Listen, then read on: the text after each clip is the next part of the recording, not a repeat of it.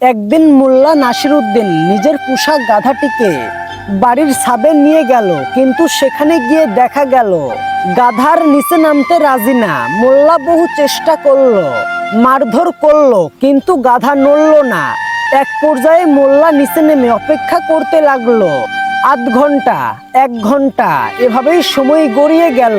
গাধা নিচে নামছে না। তার কাছে গেলে সে লাথি মারছে।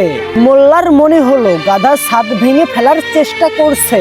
বিষয়টা ভাবনাজনক। বাড়ির ছাদ বেশ পুরনো এবং দুর্বল। সামনে বর্ষাকাল, ছাদ ভেঙে গেলে ঝড় বৃষ্টি থেকে বাঁচা মুশকিল হবে। মোল্লা আবার ছাদে উঠলেন গাধাকে নামানোর জন্য, কিন্তু গাধা 1 ইঞ্চিও নড়ল না, বরং সে লাথি আরো জোরে জোরে মারতে লাগলো।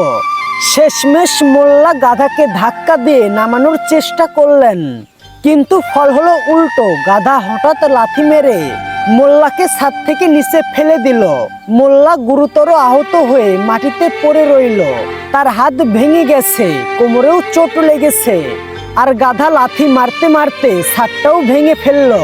গাধা সহ ইট পাথর মেঝেতে পড়লো। গাধাটিও ভীষণ আঘাত পেয়ে মাটিতে শুয়ে রইল।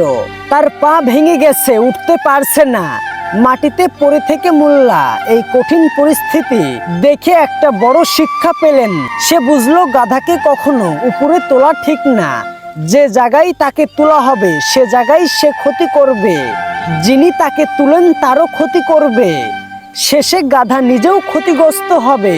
আমরা কি শিখলাম? অযোগ্য কাউকে গুরুত্বপূর্ণ বা উচ্চ পদে বসালে সে নিজের, আপনার এবং চারপাশের সকলেরই ক্ষতি করবে।